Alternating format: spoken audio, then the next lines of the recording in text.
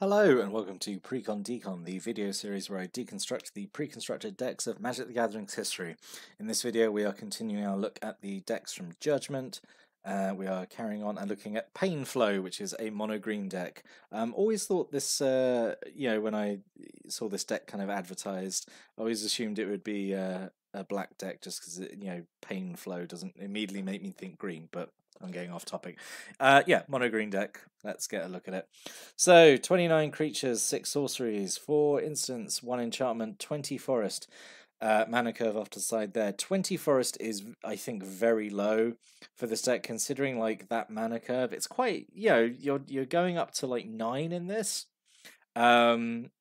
Yeah, immediately that's like a red flag for me. Like playing this, I would not, I would definitely expect you to be kind of like mana screwed in a few games if you use this out of the box. But anyway, let's dive in. Start looking at like all these creatures. There's so many of them.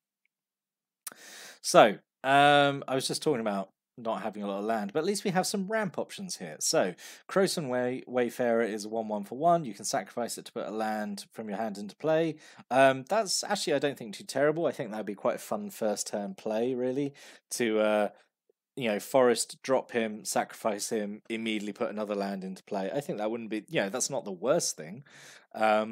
Yeah, it's fine. Also, the fact that it can be done at instant speed, which would be okay. You could block with him, and then sacrifice him, and then get the land straight in. Yeah, I think that's okay.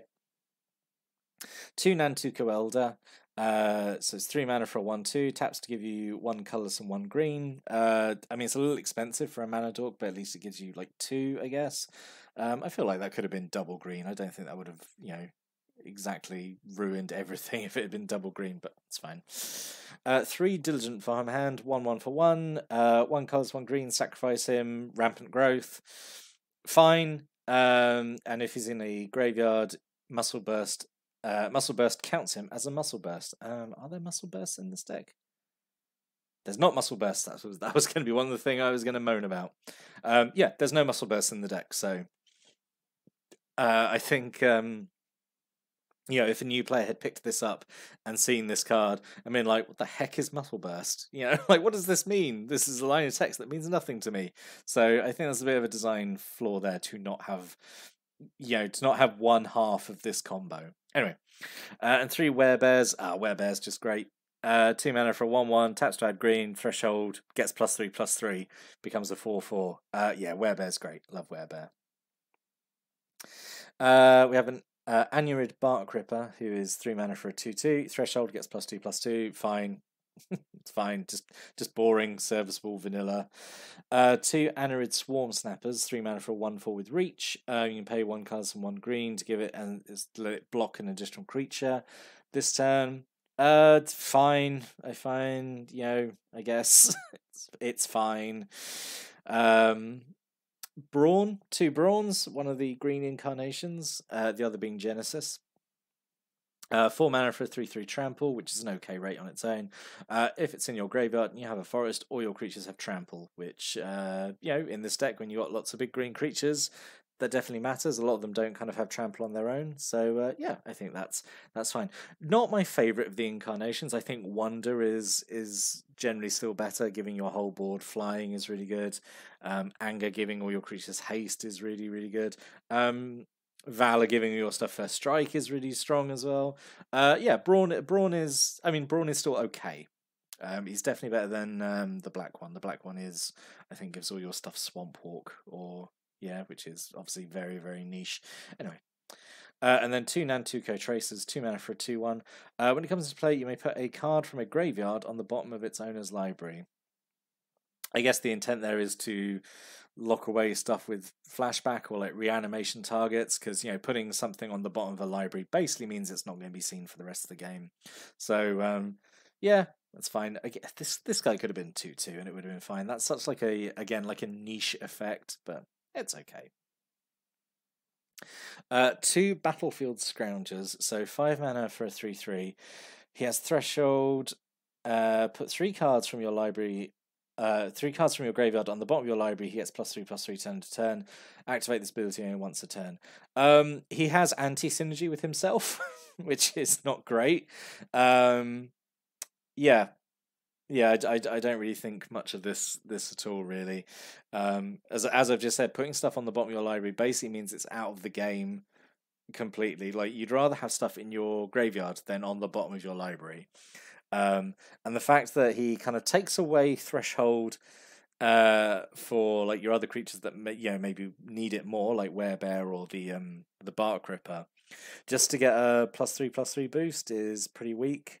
And without threshold, he's 5 mana for a 3/3. Yeah, not very good at all. I don't think Battlefield Scrounger. 4 giant warthog. Oh, warthog! I cannot speak today. 6 mana for a 5/5 trample. Yeah, it's fairly straightforward and boring. Weird to have 4 of them, honestly. But yeah, it contributes to this deck having a very high mana curve. Single Croton Archer, it's basically a bad giant spider. Moving on. And 2 Rabid Elephants, 5 mana for a 3/4. Whenever it becomes blocked, it gets +2/+2 turn for every creature blocking it. But realistically, is your opponent going to block it with more than one creature? Probably not. It doesn't have trample or anything, so I mean, it would have trample if you had Brawn, obviously. But yeah, it's fine. Right, and then we have a lot of really expensive spells, stuff that makes tokens or just really expensive cards in general. This is again what contributes to the very high mana curve of the deck. So we have 2 Tunneler Worms, which is a 6/6 for 8. And you can discard a card from your hand to regenerate it. That's very, very expensive. 8 mana just for a 6/6 without trample is pretty horrible. Yeah, not great at all. Roar the Worm is okay. It's 7 mana to make a 6/6 worm token, but it has flashback for only 4, which is really good. So if you can discard it, you're getting a worm for a lot cheaper. Grisly Fate is 5 mana to make 2 bears, but if you have Threshold, it's 4 bears, and you can flash it back for 7. So the dream is having Threshold, play this for 5, get 4 2/2s, which is really good for 5. And then I'd say even flashing this back for 7, and getting 4 2/2 tokens would be really strong. But like 7 mana is a lot. Even I say you've got ramp options in here, but it's still a lot. So the 2 rares of the deck, Crush of Worms. I used to think this card was amazing when I was younger, but it's just because it makes big tokens. But like looking at it now, 9 mana is huge amount to pay. 3 6/6 worm creature tokens which don't have trample. I say so. You've got to try and get Brawn into your graveyard to make this worthwhile, and you can flash it back for 12 if you hit 12 mana. Yeah, very expensive, very, very expensive. Not even really guaranteeing winning the game if you manage to cast it, just because they don't have trample or anything.